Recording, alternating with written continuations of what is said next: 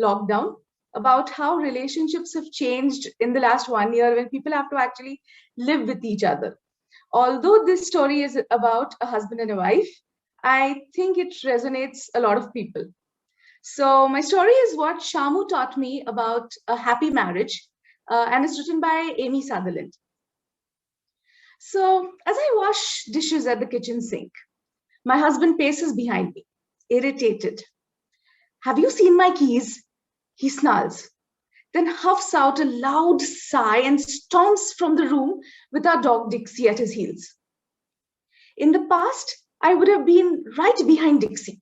I would have turned off the faucet and joined the hunt while trying to soothe my husband with, small phrases and things like, don't worry, they'll turn up. But then that only made him angrier. And a simple case of missing keys soon would become a full-blown drama, starring the two of us and a poor dog. Now I focus on the wet dishes in my hand. I don't turn around. I don't say a word. I'm using a new technique I learned from a dolphin trainer. It's called least reinforcing syndrome. Now, let me tell you why. I love my husband. He's well-read, adventurous, and does a hysterical rendition of a northern Vermont accent that still cracks me up after 12 years of marriage. But he also tends to be forgetful, is often tardy, mercurial, and he hovers around me in the kitchen, asking if I've read this or that in the newspaper when I'm trying to actually concentrate on cooking. He leaves dirty tissues around. He suffers from serious bouts of deafness. But when I'm muttering something about him, he will definitely hear it and say, what did you say? Just when I was hoping he wouldn't.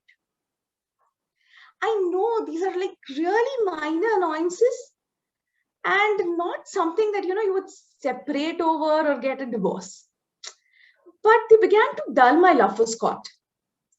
So I really wanted, in fact, I needed to nudge him a little closer to perfect, just the right way, to make him into a mate who might annoy me a little less, who wouldn't keep me waiting at restaurants, a mate who would be easier to love. So like many wives before me, I ignored the library books and the advice. And of course, I started nagging, which only made him worse. He used to drive faster instead of slower. He used to shave less and leave all his dirty bike garb on the bedroom floor, much longer than ever. We went to a counselor to smooth the edges of our marriage. She didn't understand what we were doing there and complimented us repeatedly on how well we communicated. I just gave up. I guess this was it. I have to just live my life, slowly boiling the resentment and, being a little occasionally sarcastic. But then something magical happened. For a school assignment, I started commuting from Maine to California. I was writing a book.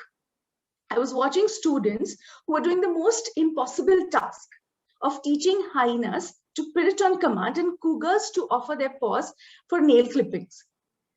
They were basically training exotic animals. So it was a school for exotic animal trainers. And they also trained baboons to skateboard. I mean, I was amazed. So I used to be like rapt listening to professional trainers explaining how they taught dolphins to flip and elephants to paint. Eventually it hit me that maybe, just maybe, the same techniques might work on that stubborn, lovable species, my husband.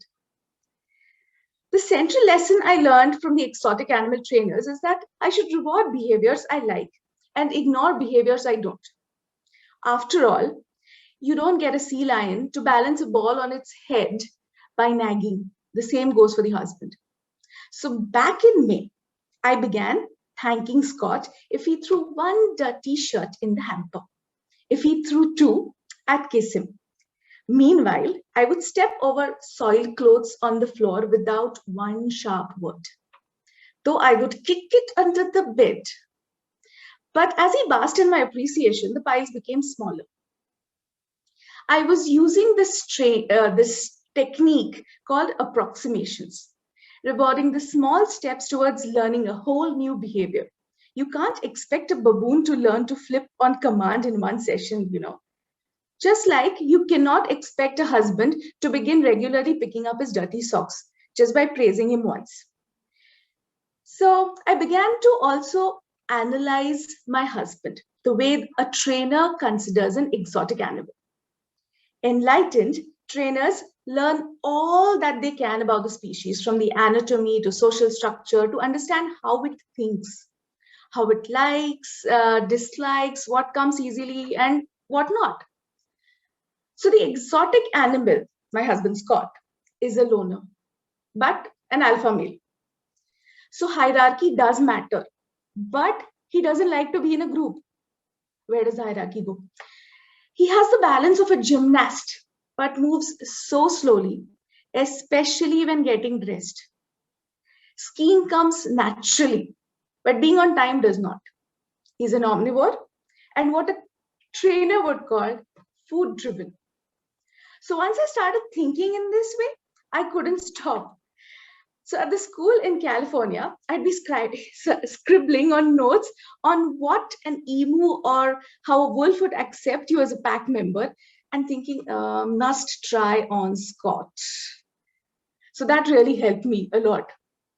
One day, I followed the students to the SeaWorld San Diego, where a dolphin trainer introduced me to the least reinforcing syndrome. When a dolphin does something wrong, the trainer does not respond in any way. He stands still for a few beats, carefully not to look at the dolphin, and then returns to work. The idea is that any response, positive or negative, fuels a behavior. If a behavior provokes no response, it typically dies off. That's what I had to do. It was only a matter of time before he began tearing the house around searching for his keys. At which point I said nothing and kept at what I was doing. It took a lot of discipline and a lot of calm, but results were immediate and stunning. His temper fell far shy of its usual pitch and then waned off slowly like a fast-moving straw. I was so happy. I felt like throwing him a mackerel. Now he's at it again. I hear him banging a closet door, rustling through the papers on a chest, and thumping upstairs. At the sink, I hold steady. Then, sure enough, all goes quiet. A moment later, he walks into the kitchen, keys in his hand, and calmly says, I found him. Without turning, I call out, Great, see you later. Now, my puppy is calm too as well. He doesn't run around him.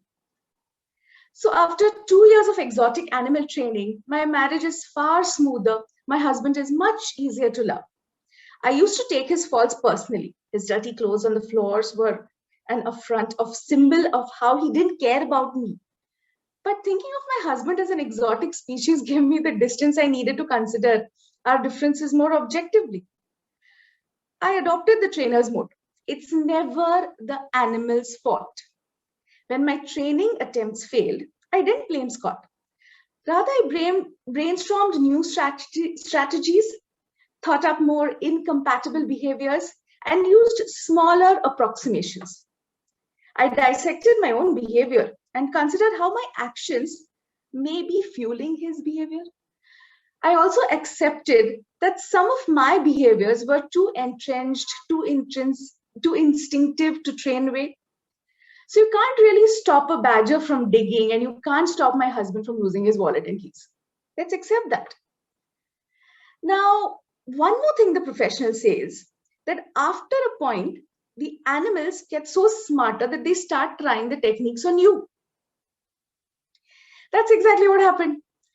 Last fall, firmly in my middle age, I learned that I need braces. They were not only humiliating, but also excruciating. For weeks, my gums, teeth, jaw, and sinuses throbbed. I complained frequently, loudly. Scott assured me that I would become used to all the metal in my mouth. I did not. One morning, as I launched into yet another tirade about how uncomfortable I was, Scott just looked at me blankly. He didn't say a word or acknowledge my rant in any way, not even with a nod. I quickly ran out of steam and started to walk away. Then I was like, oh, I turned and asked, are you giving me an LRS treatment? You are, aren't you? He just smiled. But his LRS had already worked his trick. He had begun to train me, the wife. Thank you. Wow, that was a hilarious story. Thank you so much. 30 minutes to calm down? I think 30 seconds, I'm sorry.